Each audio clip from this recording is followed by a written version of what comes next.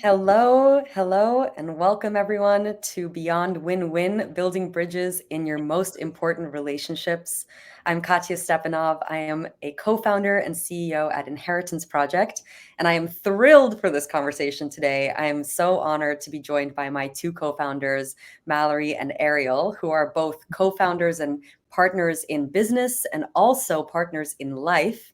And today's live is all about diving into what are the lessons and what are the learnings from taking on the most challenging relationship possible to be both co-founders and partners in life, partners in business, partners in work, partners at home.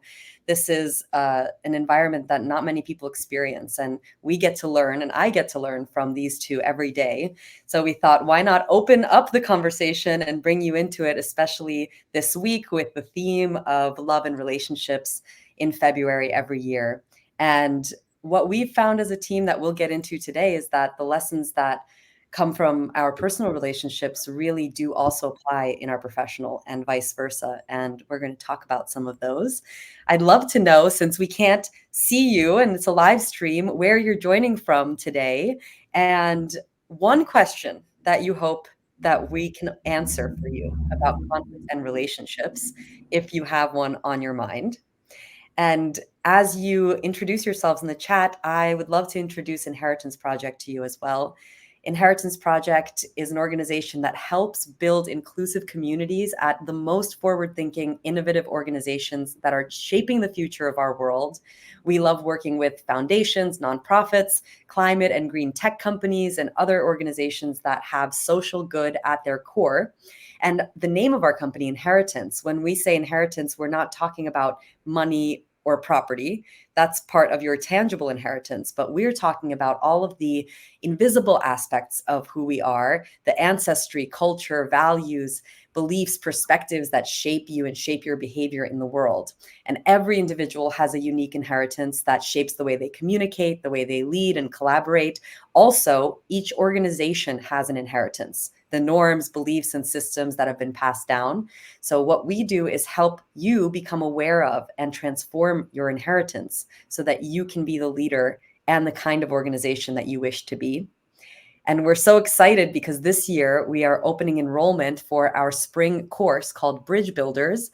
Bridge Builders is a 7-week leadership intensive where you learn the 7 skills for challenging conversations. These are the skills that help you master the art of finding common ground in any interpersonal or work-related conflict. And these are the tools that we have taught to individuals, organizations. All of our participants report feeling more confident approaching conflict after taking this program. And we're so excited to share the details of that with you and also connect the dots of how the hardest lessons we've learned as co-founders in relationship, and Ariel and Mallory as life partners, how those have actually contributed to the development of this program.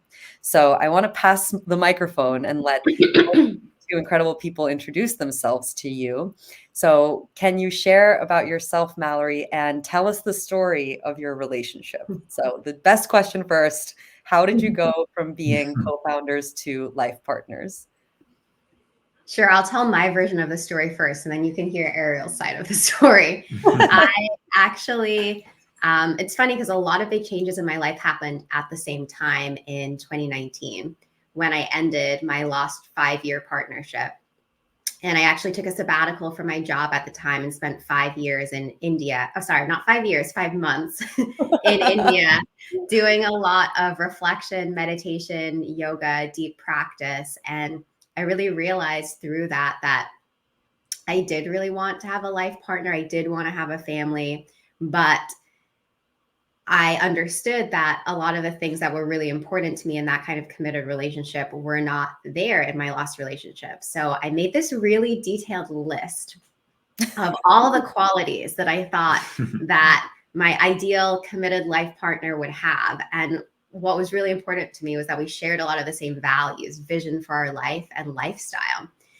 Because even though my last relationship, we had an amazing connection, we didn't actually share a lot of those bigger items. And after I came back from India, I ended up leaving my job 6 months later, and Katya invited me to be a co-founder of Inheritance Project. And a few months later, Ariel joined our team.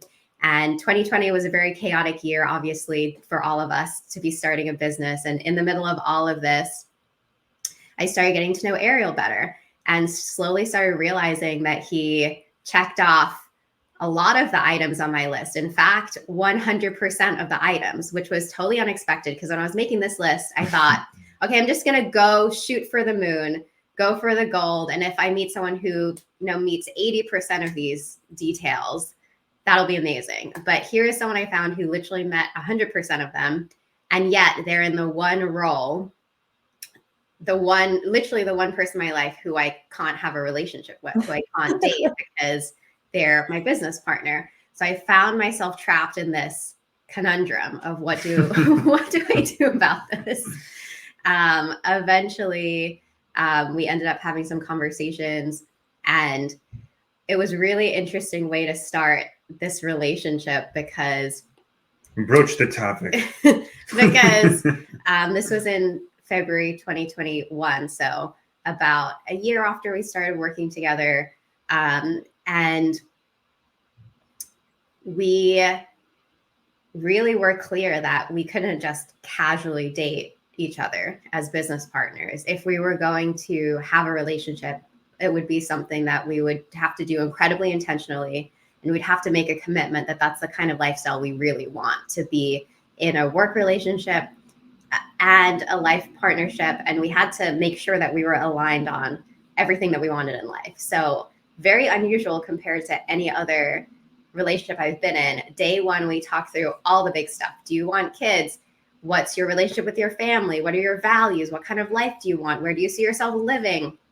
We talked through all of that stuff within the first week of our relationship, which was pretty amazing and intense. And we've discovered that we were actually incredibly aligned on all of those big things. And so even though we had to work through a lot of different challenges after that, including around our communication styles and a lot of other things, we had that really deep shared foundation to work from. And I'll say that, that us doing that was forced by the particular nature of this relationship. But I've since reflected that I think that this is something that it would be amazing if all of us had more of a practice in, whether you're starting a new romantic relationship, a new friendship, a new collaboration or work partnership, to really actually get clear on what you really want and what your vision is and what your expectations are. Because I think so often we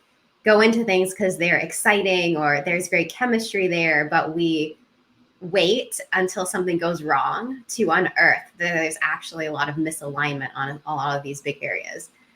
So I'm really grateful for that. It was definitely a very unusual start to a relationship, but I think it's given us a foundation that has just grown stronger and stronger in the 3 years since.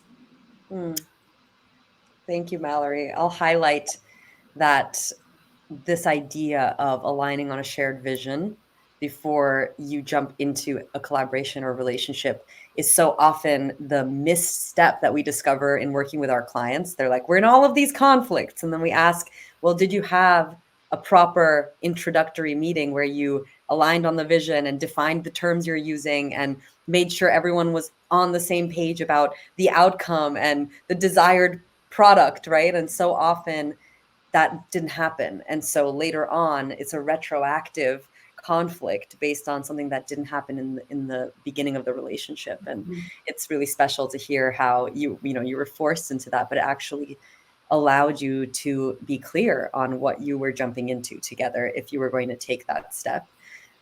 So I think that's a really valuable takeaway. I want to hear your side of the story too, Ariel, before I share my side of the story.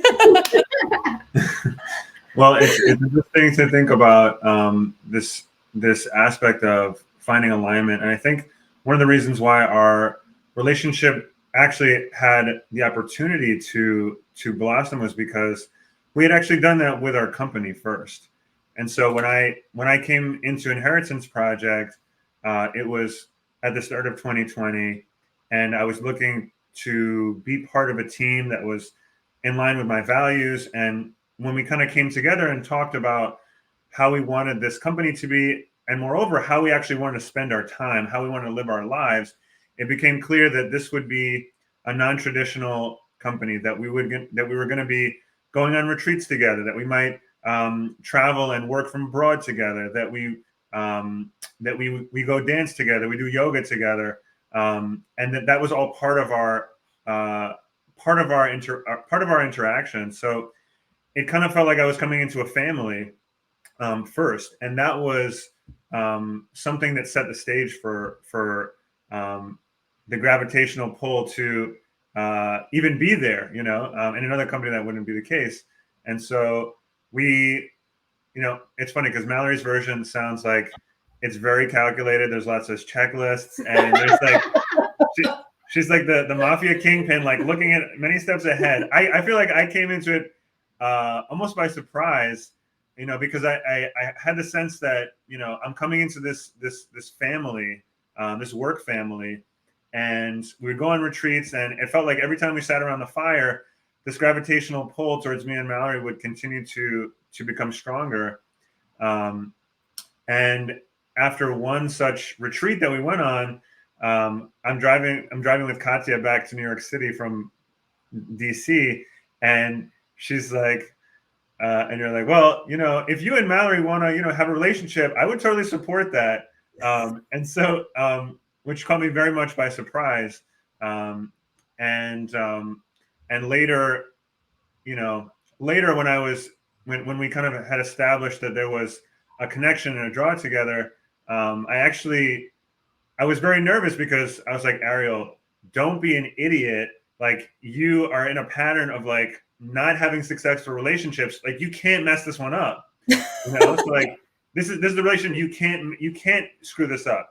And so I actually talked to my dad, and my dad is one of the smartest people I know, and he's an architect and a planner, and he thinks very logically.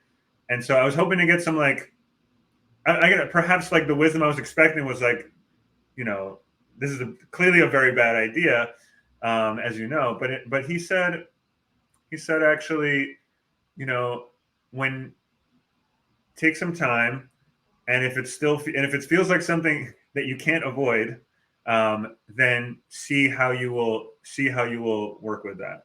Which was his way of saying, if your heart wants that, then you'll figure out a way to make it work. And it's interesting that my dad was the one who kind of helped shift that inherited narrative around like what's appropriate, what's possible, and what's not possible. So yeah, lots of inherited narratives around work were changed, and kind of this general environment set us up for the beginning of our relationship. I'm curious to hear your Yeah, version. I love it. It's funny too because you're like, I was surprised. I'm like, I was not surprised. I felt like the moment I really knew you were the right people to invite to be my co-founders, and pretty much from the beginning, when I saw the two of you interacting, I thought to myself, I wonder how long it will take them to realize that they're perfect for each other. And I had front row seats with the popcorn, like observing and just observing how you complemented each other. We would go on these retreats and you're making food together and you're sitting together, all the gravitational pull you're talking about, Ariel. It was really clear to me from the side. And I think it's an interesting role to play because, of course, I invited you to be my business partners, right? And then I'm witnessing this connection blossom between you, and I see how undeniable and real it is. And, as a startup founder, right, there's so much advice out there, like the idea that this is the worst thing ever for your co-founders to date each other, or I'm going to be the third wheel. I could have made my decisions based on a lot of inherited narratives that are built on logic, right? And practicality and all of this mathematical way of approaching business. But I knew that we are Inheritance Project and we're here to challenge all of the inherited beliefs. And so as I was watching this, I said, I think this would be so beautiful if it really is meant to be that these two people not only are business partners, but life partners, and, create a different kind of inheritance in Inheritance Project. It's so unique and special and just felt so right. And I think that's why I had no hesitations. I knew it would come with its own challenges, but I was rooting for you from the beginning, wondering, not wanting to get too involved or, or get in the way of anything happening on its own. But I thought it would take a lot longer. I thought it would be years of Me resistance, too. and I had all these premonitions of how one day at a client dinner, you just wouldn't be able to take it anymore. And, I would open a room and you'd be in there, I had all these ideas of how it was going to happen. And actually it happened so much more intentionally and so much sooner than I ever anticipated, because I think it speaks to the two of you as leaders and how you are not afraid to have like tricky conversations, right? Challenging conversations. I think so much of conflict comes from fear, right? Around, I don't want to address the thing. I don't want to talk about the elephant in the room. I don't want to name the problem because it's going to be uncomfortable, right? And so I really think there are big lessons here in opening this topic up about how do we shift that, and what are all the amazing things waiting on the other side of the uncomfortable conversation, right? Of actually stepping into that space of, oh, what's going to happen here, with intention and with integrity. So I'm curious to know about the challenges. Like we talked about all the fun. Oh, it's amazing that this all happened. It's so aligned. But you also live together. You work together. Your extra bedroom became our first office. I know that came with a lot of really big challenges too. So I want to hear about some of those as well. And I'll pass to you, Mallory. Yeah. Well, first, I want to say thank you to you, Katya, because I know how so many other people in your position wouldn't have embraced us with so much support and love as you. And that's truly been a gift, that you have been our biggest fan and supporter of our relationship from the very beginning. And that means so much to me. And it's also honestly helped us work through so many challenges, actually, is your presence, your observation, sometimes your facilitation in our meetings. You truly are an expert mediator, and I'm so grateful for your role in our lives. And in terms of the challenges, I think, well, in work styles, we are complete opposites.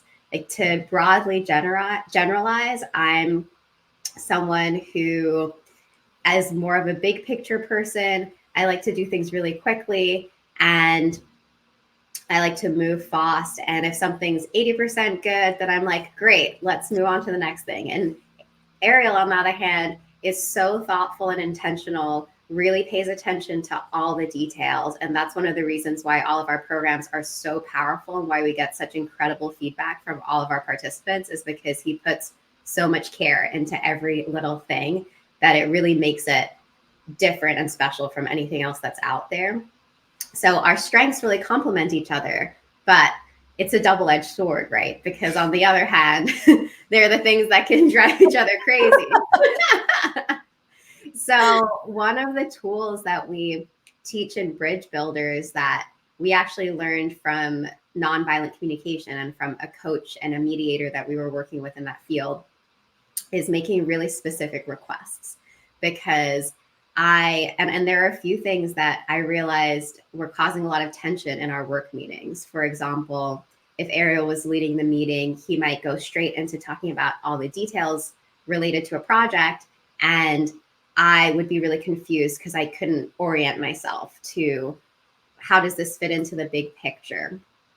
And I would start asking him questions about the details to try and understand. And he would get frustrated that I was interrupting his flow. So that caused a lot of tension in our meetings. And I realized it was just resolved by some really simple, specific requests of me saying, hey, could you just give us a brief 1-minute introduction before you go into the details about, like, remind us about this project, where it is, and give us an orientation to the context. And that will really help me be able to relax and listen to what you're saying. So that was one example of a specific request. I think another thing is communication, because we definitely had very different communication styles in life and work. And I think because of the past work experiences that I've had, I was accustomed to very frequent communication in the workplace. And used to get really frustrated when I wasn't receiving that and think, why isn't Ariel communicating with me? I don't understand. Like, he needs to be a better communicator. And I realized that I also wasn't actually making specific requests, and like learned that actually what I needed was, for projects that have a really tight deadline, I would like a daily status update about each of the items in it. And if there's something that we agreed was to be completed at a certain time and it's not, that we actually send a message on Slack about that as soon as you know that the timelines change. So it's one of those things where I think communication comes up a lot as a point of tension in relationships, personally and in work. And so often I hear from actually clients that we work with, well, I just need my team member or the other department to communicate better. But they don't actually define what that means. What does better communication actually mean? Like, how frequently, what platforms, what type of information would you like to receive? And once you get really specific in that way, it's actually so much easier for the other person to meet you and be like, okay, I actually understand what you're asking for. And therefore, if that's something that's not possible for them, then you can have a conversation about that and actually talk about the specifics. So I would say that actually a lot of our challenges came from our different working styles, which as soon as we got into a romantic relationship, became more emotional and heightened when we would have those kind of workplace conflicts. But the flip side of that is that we were forced to address them. We couldn't just, have a story that, oh, my coworker is a bad communicator, I'm just going to be frustrated and resentful about it, but then I'm going to go home and forget all about it until I come to work the next day and never address it, which I think happens so often. Because of the nature of our relationship, we, again, were forced into proactively addressing things, because I couldn't just leave it at office or leave it at home and go to work and forget about it if it was something personal. Like, we had to actually address all of these things. Otherwise, would really affect our quality of life. And the benefit of that is that we really improved our relationship and the way that we work together and so much over the last 3 years. And it made me realize that, wow, this is possible for everyone. You don't have to be in a relationship with your coworker to improve your working relationship. You just need to actually be intentional about it and be proactive about addressing certain things and frustrations when they come up, instead of allowing them to fester. Thank you, Mallory, for opening the lid on some of these challenges that you face. And I think the nugget I'm hearing is about when are we really making a specific request and when are we being general, and how much it's also on us to communicate what our needs actually are, whether it's at work or in a relationship. And I'm sure, maybe those of you listening, you could write in the chat general or something like that if you've ever caught yourself having thoughts like, I wish this person just communicated better, or why can't they just do XYZ, right? And whatever that XYZ is, one takeaway for all of you who are listening now or later is write out, what does good communication mean to you, right? What are your values, and then what do they actually mean to you? Because two people can have a completely different definition of what good communication is, and then you're at an impasse because you're not being specific enough. So I think that is a really big takeaway from what you shared. And also just commending the two of you of doing the Mount Everest of relationships where you can't hide, right? Oh, I can't just go home and complain about work because I live with the person I work with. So that's not going to work, right? So Ariel, I'm curious about you, how you've dealt with some of the challenges and triggers and things that have come up in work and in life.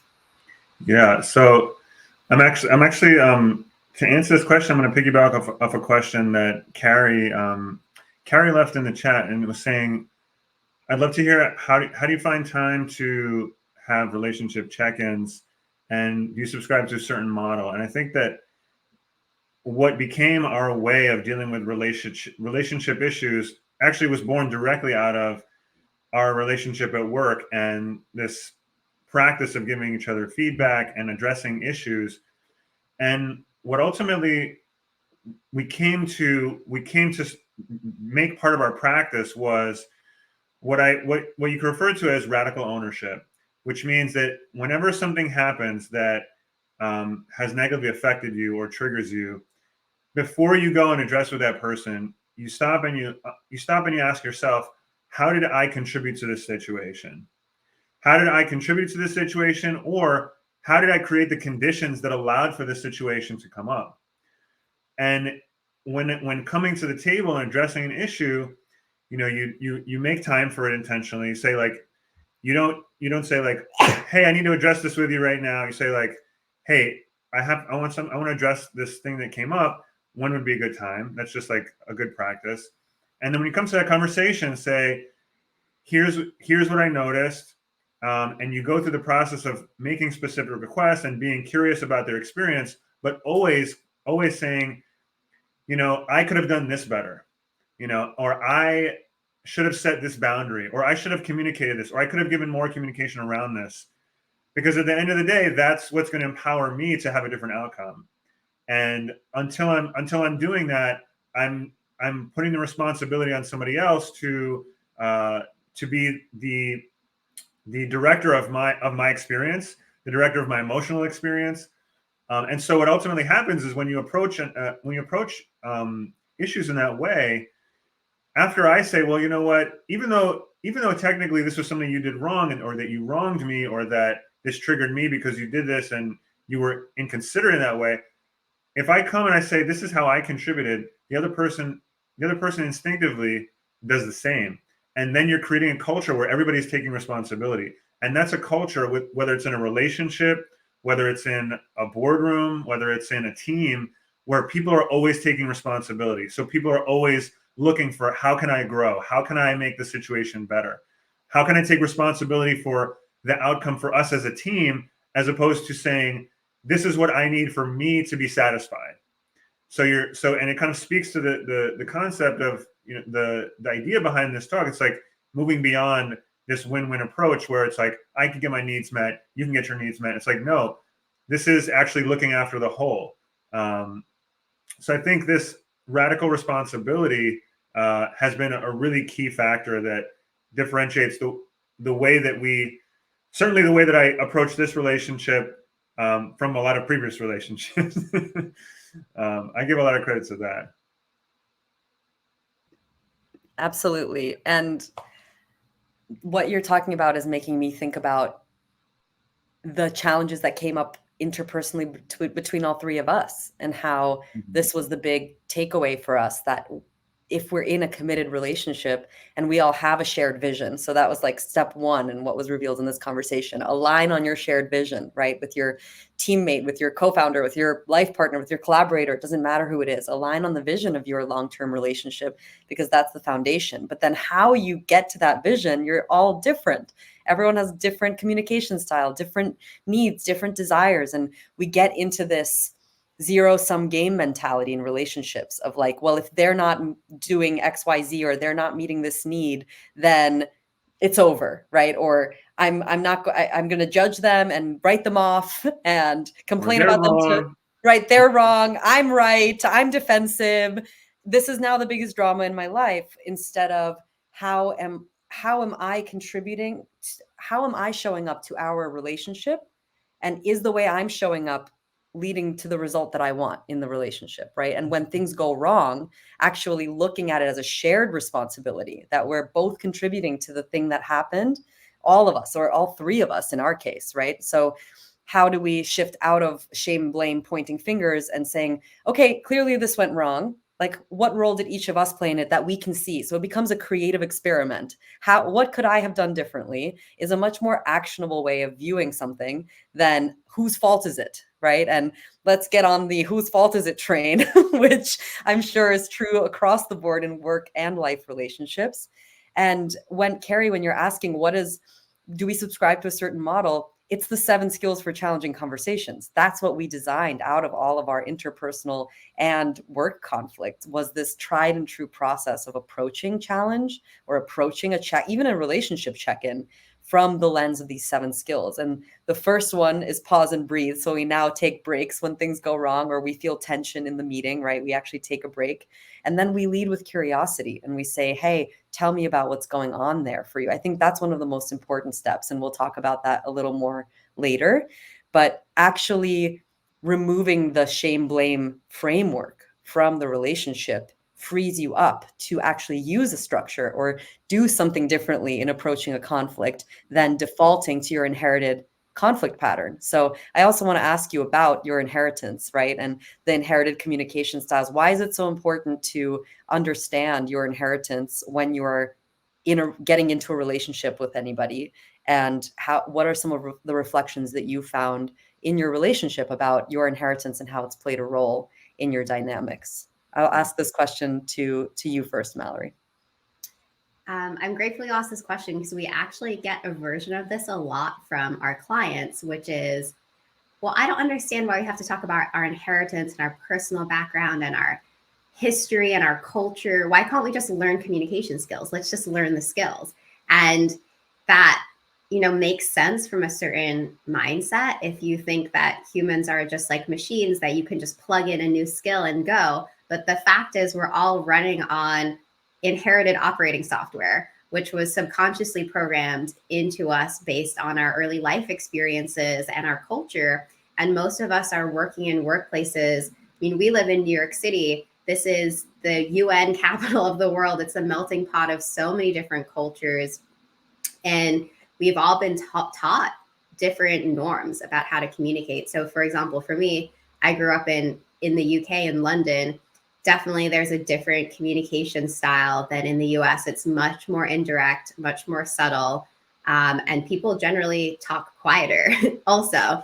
And so that definitely influenced me. I also grew up in a home where there was a lot of conflict between my parents and a lot of anger expressed in destructive ways. And I think I developed a really deep pattern of people pleasing because I was afraid of triggering someone's anger or triggering someone's strong emotions or displeasure that would somehow create a really threatening or uncomfortable environment for me. And so I would always be placating things. When I was younger in my career, I would take on way more than I could actually handle because I didn't want to say no and risk upsetting someone. So I had to learn over time that I, inherited this pattern of communicating and showing up at work that wasn't serving me. And it's impossible to just plug in new skills until you understand what's there, what you carrying already, what you need to let go of so you can start to practice new skills. So that's why this organization is called Inheritance Project, because even though our goal is to change the world, change the way people work together, work with organizations that are leading the future of society, we can't do that unless we look back and understand everything that we're carrying unconsciously and subconsciously. Otherwise, it's going to keep creeping in and sabotaging the attempts that we try to make to create something new. And this happens, in so many organizations, so many social change movements, when we haven't had the space to self-reflect and understand, what am I bringing to this? What are the patterns that I have? And how might I need to shift that to really be the kind of leader I want to be that's in alignment with the vision that I have? Absolutely. And this is the connection too of radical responsibility also for our inheritance. And we often say to our clients, you may not choose many aspects of your inheritance, right? Especially as a child. But when you grow up, it's your responsibility what you're going to do with that, right? Are you going to let it continuously pop up in relational patterns at work, in life? Or at what point do you say, this is a pattern I contribute to? What can I actually do about it? How can I shift it? Is there a better way? Is there a better way than the one that I was taught, than the way that it always is, right? Which I think is a lot of what our work centers around, is disrupting the way it is and saying, but what if it could be better, right?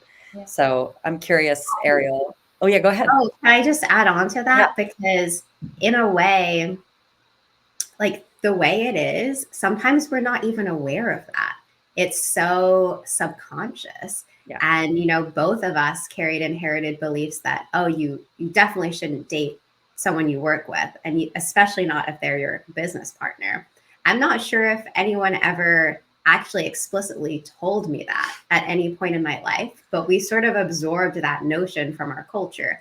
The same is true in workplaces. There are all these norms that people assume this is the way things have to be because that's how everyone does it. That's what I've just gotten used to. But what if we actually challenge that? And what I love about the 7 skills framework is that it invites a lot of creativity, because once you understand what's really there and what everyone's needs are, you can get really creative about how to meet them, and maybe, you know, create a way of having a meeting or a way of working together or a way of you know, being in a relationship that's never been done before, but that's uniquely suited to the actual individuals who are here and their specific needs and inheritance. And you wanted to say something. What did you? Well, I was gonna note that after we did become a partnership, a life partnership, we would end up going to different conferences and go to different places, and we started meeting all these couples that had businesses together. It was so funny. Like, I never really met anybody, but like very few people, maybe 1 or 2 people that had a business with their partner. It seemed like a very small exception. And then we started meeting all these people who had companies. Like, oh yeah, I have a company with my husband. I have a company with my partner. So it was really fascinating to just see that kind of that shift in our perception after we just challenged that notion, you know. Absolutely. I think that's an important reflection. It's like we see more of what we're poised to see, right? We have like a bias towards what we inherited, right? So it's interesting to hear that when you shifted that, you started to see that also in the world, reflected in the world around you. And if you're listening to this now or later and you know couples that work together, this would be a great live to send them, because we've heard so many times from our participants, I signed up for this for work, but it saved my marriage. But I think that it would be even more powerful for someone who is working with their partner to learn the 7 skills, because it can radically change not just your home life, but also your experience at work. Ariel, do you have something more you want to add about inheritance and how it's shaped your relationship? Yeah, I mean, to kind of shine some light on, like, I had the complete opposite inheritance of Mallory. I grew up in New York City to a Jewish and Puerto Rican family in the 80s and the 90s. And my family was one that was very emotional, talked with our hands, talked really loud, talked over each other. And my upbringing was one where people always showed emotion. People were very affectionate. And on top of all that, I never actually worked in corporate environments for most of my life. I never worked in corporate environments where I actually had to like temper that in any way. So when I was coming into conversations from a very different place, and we had to develop tools so that Katya and I know that you come from a background that is similar, and we had to develop some tools so that we could all make sure that everybody's voice was being heard. Otherwise, it would be me and Katya just shouting and interrupting each other for a couple of hours. And later in our journey, learning about these things, we came across from a friend of ours who did some consulting work with us, named Jimmy. Just that there's an actual a lot of study around this. There's what's called the intercultural conflict and communication style assessment, and it talks about how different people engage in conflict and develop trust in different ways. And so for me, I after learning about this, I realized that for me, building trust had to do with actually people speaking directly to what they're talking about and showing their emotion and saying what they believe. And in another part of this, this spectrum, somebody comes to the table, and the way that they will value somebody's ability to communicate and and confer trust upon somebody is actually by their ability to speak indirectly about something and to not become emotional, and that's what's valued. And for the most part, that is the conflict and communication style that we see valued in corporate environments and in traditional work environments. Whereas there's a lot of people in those environments that actually have difficulty building trust and difficulty communicating because their inheritance and their background actually raised them to inherently find those things from different traits and different aspects of their interpersonal dynamics.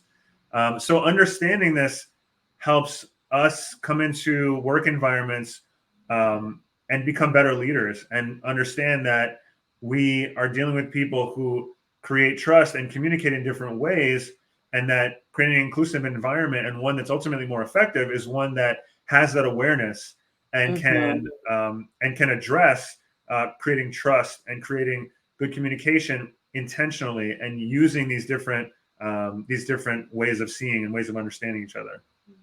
Yeah, and to build on that, what I think happens in a lot of workplaces especially is that there's an inherited set of norms based on the origin of the organization and the culture and who was there when it was created. Those are passed down. When the organization becomes more diverse and people come in with different backgrounds, different styles according to this framework, the assumption is that everyone conforms to the inherited way of doing things. That actually does a huge disservice to your organization. And what our approach is when we work with leaders and when we coach leaders on how to make inclusive spaces is, instead of also saying, okay, this is a blanket statement for how to always make all people feel included, which doesn't actually exist. Instead, how do you have the tools and the skills to be in dialogue with the people you work with and understand their specific style, understand their specific needs, and creatively create the workplace norms and agreements and expectations that allow everyone on your team to thrive? And maybe it looks really different from your inherited organization style. Maybe it looks really different from other examples that are out there, but you're really caring for the actual individuals who are there, not some idea of what an inclusive space is, or forcing everyone to conform to how things have always been done in order to be at the table. I'm smiling because one of my best friends, I'm just thinking about an example of this, like this needs for people to conform. And one of my best friends, his dad was like a real New York guy, Italian, and went to the Midwest to work for 3M. And he was in Minnesota. And when he got there, he was really effective. He was really on top of his stuff. But people found him so abrasive, and people found him aggressive because of how he's talked and how he spoke so directly, that they actually made him get coaching so he could like tone himself down, so he could actually like interact with people in that environment and not make his approach off-putting to them. You know, it's like this and I mean, to me, it seems antiquated. It's not antiquated to get coaching, but it feels like we're moving into an era where the opposite is true. It's like, actually, how can we expand our understanding of how to bring people in and honor their communication styles, Yeah, and how can we increase our window of tolerance for different communication styles than the ones we were raised with, right? And not see them as wrong or bad, or I can't communicate with this person because they speak indirectly and they're not emotional, and I am direct and emotional, and unless someone meets me in my communication style, we can't be good collaborators. And this happens so often, when in reality, in the polarity between the 2 points, between the 2 styles, is going to be something that's even better than any one side, right? So this is the idea of the bridge, right? Or the third perspective, or what could be created from a space where we accept each other's differences. We're not trying to change each other. We're trying to build a bridge between the ways that we see the world, not try to there's a lot of bring them over to your side kind of rhetoric in our culture. And we're disrupting that and saying, what if it's not about bring them to your side? What if it's about, here's where I am, here's where you are, and where are we going together? What's the path forward, right? Not I need to be here, you need to be there. You need to change the way you are for my comfort, for me to feel safe in this, rather than I need to increase my window of tolerance for different types of people, for different communication styles, if I really want to be an inclusive leader, right? So this is the kind of difference in the philosophy that I think we bring. And I want to ask a closing question before we talk about the course and look and see if there are any questions here in the chat, which is, we have the 7 skills that we've been talking about. I'm going to actually share my screen quickly. Well, actually, I might not be able to do that. I don't know how to do it. It's okay. We have the 7 skills. I'll go over them, which is pause and breathe. Notice your assumptions and stories. Skill number 2. We didn't talk too much about that, but that's a huge part of relationships, right? Number 3, lead with curiosity. 4, receive and acknowledge what someone else is saying, their share, what their story is, what they're sharing with you. 5, name what's in the space. 6 is making specific requests, which we did talk about a bit today. And 7 is the goal, finding common ground.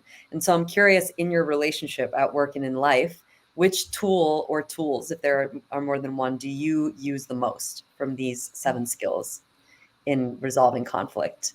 And I'll pass to you first, Mallory. I would definitely say pause and breathe. In addition to my work with Inheritance Project, I also teach breath work and meditation. So it's a really big part of my life. But also, I know that if I start feeling activated or an intense emotion, the first thing that comes out of my mouth in that state is not going to be productive or serve the relationship. And sometimes I still even have a hard time catching myself in those moments when that energy inside me starts to escalate. But I would say just taking those few minutes to pause. And I think this is especially actually easy when you're in a virtual exchange with somebody. Though I see a lot of, look at any social media thread, you see a lot of people escalating conflict virtually. It's actually like the virtual setting is an incredible space because you have the space to pause and breathe and reflect before you respond.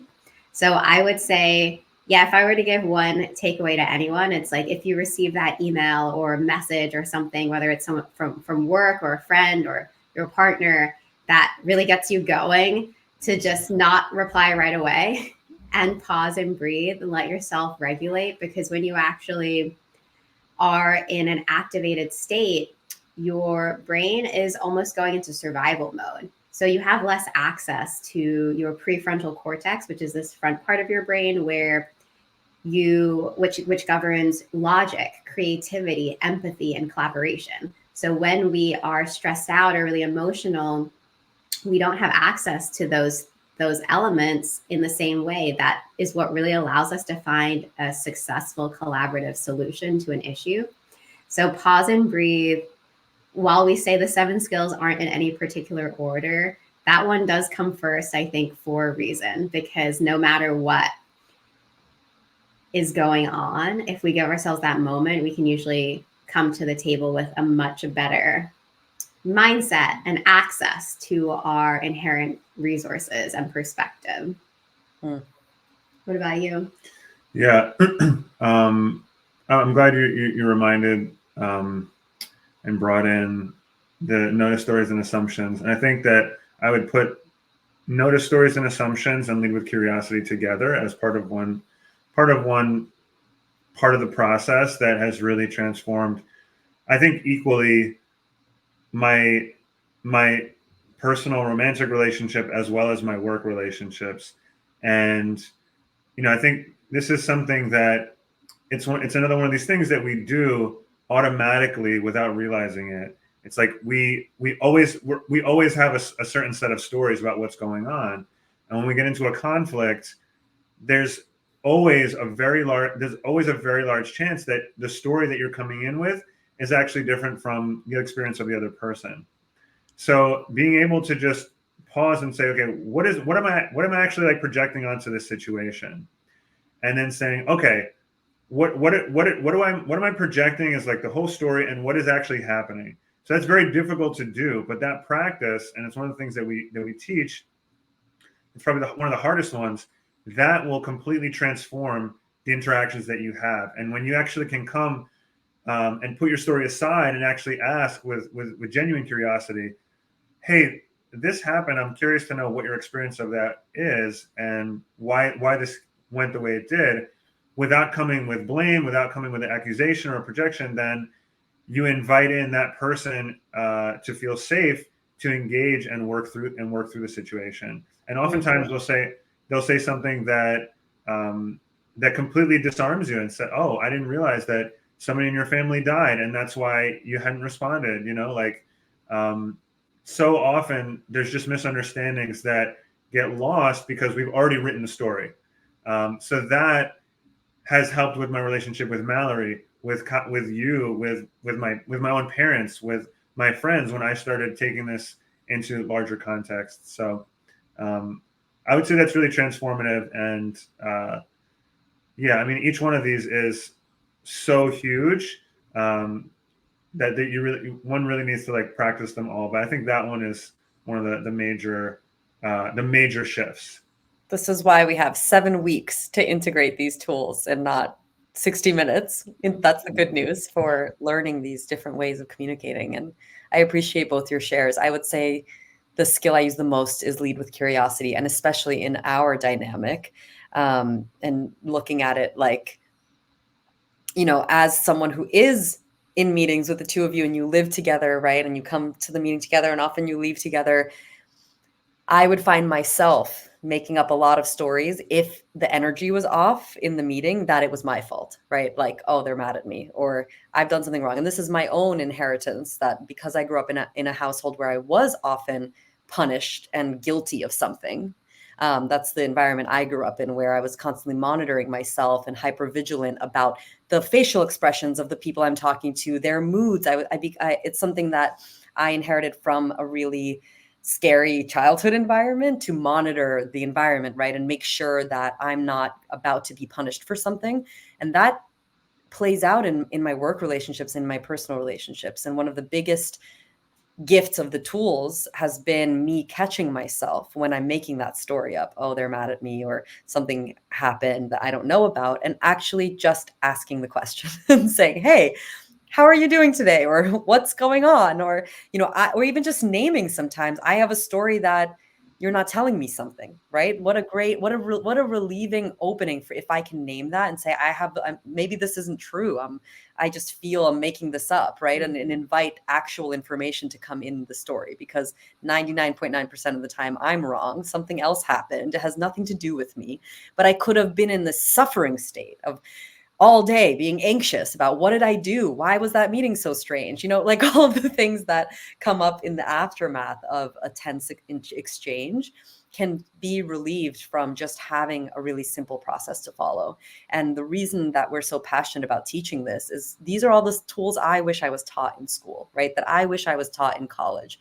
In addition to the foundational instruction about mathematics, knowing how to approach a conflict with someone is one of the most elementary, life-changing things that you can learn. And yet there's so few environments to actually learn that skill. Mm-hmm. So I want to talk a little bit as we close about our course and what makes it so special. But before we do, there's one question we didn't answer that I'm curious who wants to answer, which is, what is one way you establish roles in traditional form in this new age? So this is a question about interpersonal relationship. And I think it's a really good one, because we are in a world where a lot of our inherited beliefs about gender roles and norms are up for reinvention. Mm-hmm. So I'm curious what your answer to this is before we talk about the course. Yeah.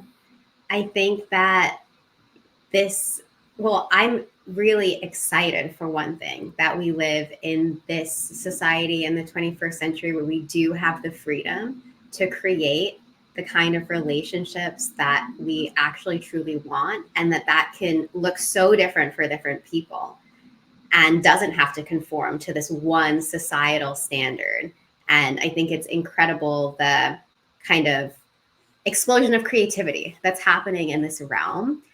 Obviously, we're going through a big transition collectively right now, and that creates its own challenges, as the old systems of maybe the man goes out to work and is the provider in I'm just assuming a traditional heterosexual relationship, and the woman stays at home and takes care of the house, like that has been completely disrupted over the last couple decades. And I noticed that because we're in this transition, that can lead to a lot of resentment and challenges in relationships where people still maybe subconsciously hold some of those traditional expectations, but the reality is different. So what I would say is having really clear conversations and agreements about what your needs and desires are in the relationship, and then making agreements that work for all of you. And I would say that's the same thing in our work relationship when it comes to establishing roles on a project. A lot of teams run into issues because multiple people think they're responsible for the same thing, or no one realizes they're actually accountable for something and it falls through the cracks, or the decision rights aren't clear. I see this kind of thing happen so much in the clients that we work with. And just having clear agreements, I would say, is the fundamental thing. And those agreements don't have to look like the way we were taught relationships or workplaces should be. We get to, in this day and age, be really creative about what those looks like, as long as both people agree to them, or all people agree to them, and it meets everyone's needs. Thank you, Mallory. Ariel, do you have anything you want to add before we wrap up? So when you say how we create roles like on our team as to who does what? Just roles in general in relationship, right? How do you create those roles? Well, I think that one thing that we have always used around in our team, I think from early on, we looked to see like what people's strengths were. It was and we looked to see what people's strengths were and what people's desires were.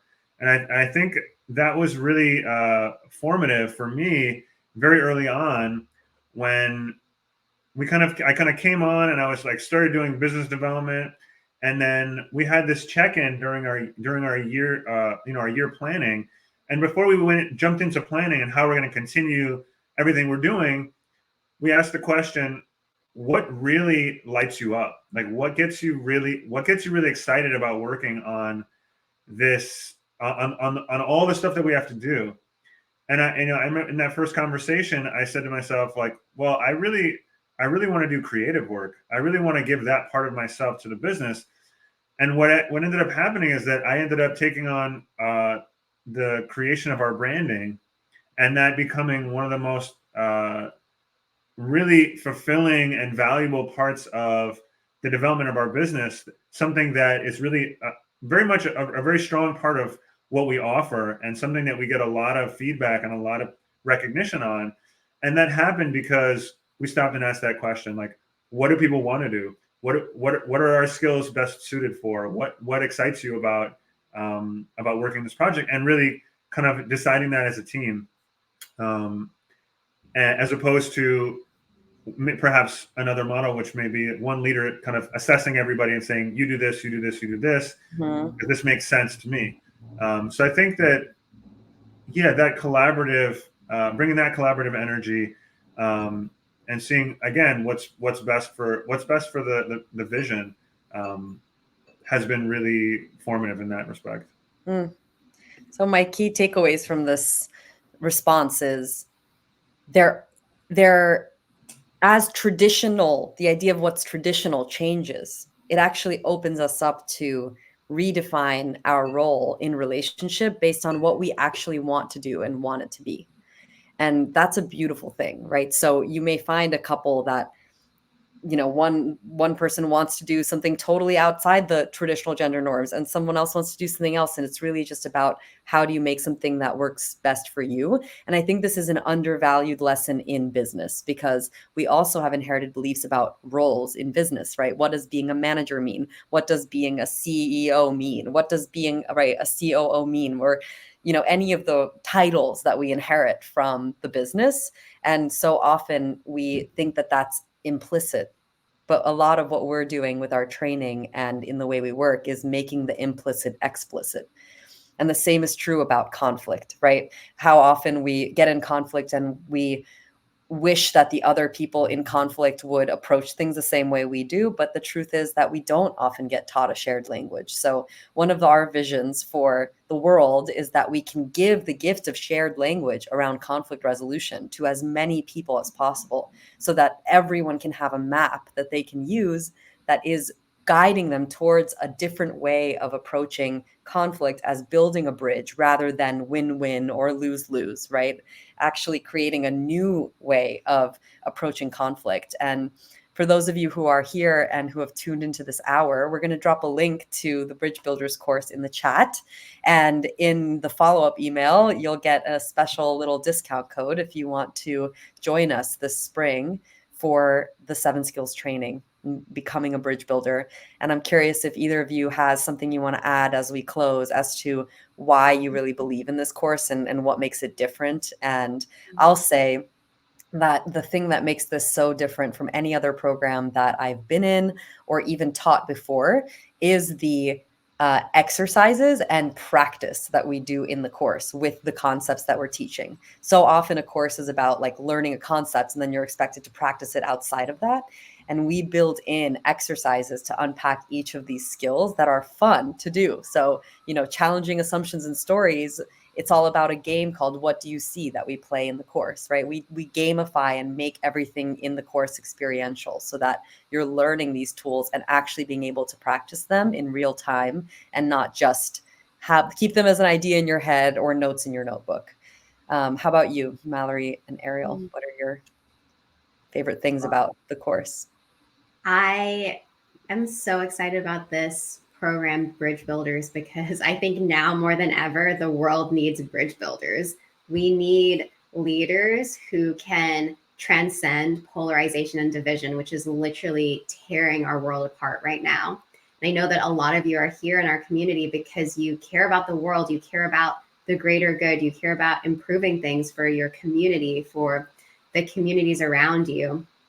And I think that these skills are one of the most undertaught, undervalued set of skills that can make any social movement or any organization so much more successful. And I just look around at so many examples of companies that fell apart because of conflict between their co-founders or investors and board, or social activism movements that fell apart because of discontent or conflict between the people involved. And I just think that we have so much potential as humans and we have all the solutions that we need to some of the world's issues, but we're right now lacking a lot of these skills for how to actually work together, especially how to work with people who might be really different than us. And that is really what we need. If we're going to make solutions that serve, all of us in our society, we need all of those voices at the table, which means we need to really understand how to work with people who are very different to us.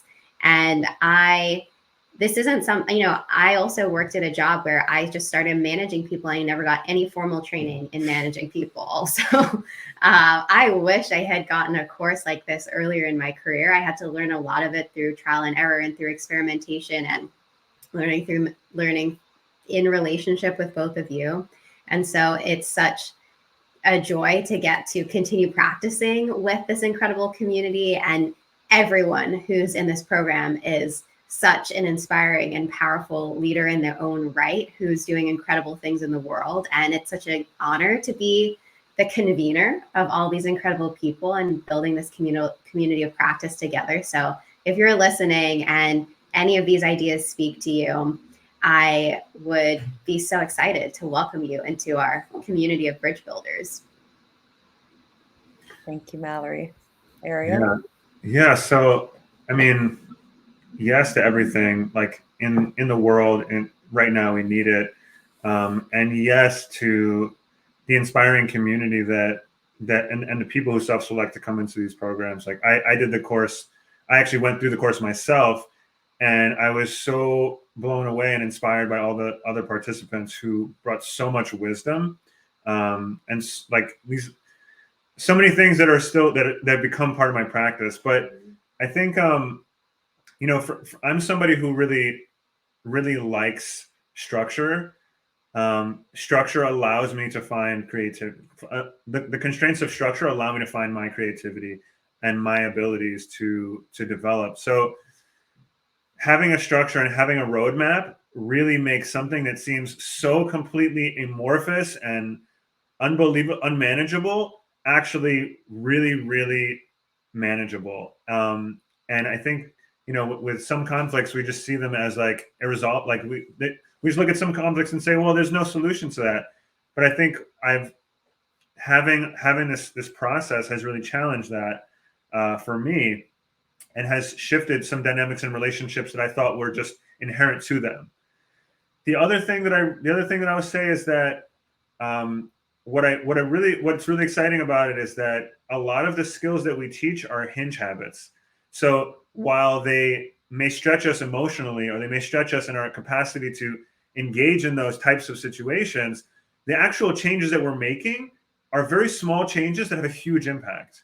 And that's really eye-opening for me, that I can just pause for like 7 seconds and then engage and have a completely different outcome, or ask a particular question and have a completely different outcome. Like that's really amazing to me. And the last thing I'll say to just wrap up is that, Mallory and I have had to go through like black belt training, like getting beaten up along the way to like hard earned lessons. These are all hard earned lessons. But the whole idea of coaching, somebody once told me, is that coaching is like, it's really to accelerate your growth. You can find all this stuff you can find these things out on your own if you do the research, and it may take you, X number of years, but when you get a coach, you accelerate that process. And in doing so, just have that much more time to be in the kind of relationships that we want to be in. So I would close with that. I love that. I think it's a perfect place to tie a bow on this conversation. Thank you so much. I know it's scary to open up, publicly about your relationship as co-founders and as life partners. And I am just so grateful I get to be a part of that and witness your growth and learn from you. And yeah, I'm like, everyone in this live stream is now just going to follow the two of you, and I hope that they do. And I hope that if you're inspired by this conversation and you want to better your relationships, that you'll join us this spring. We have an amazing group already, and we're excited to welcome anyone who's interested.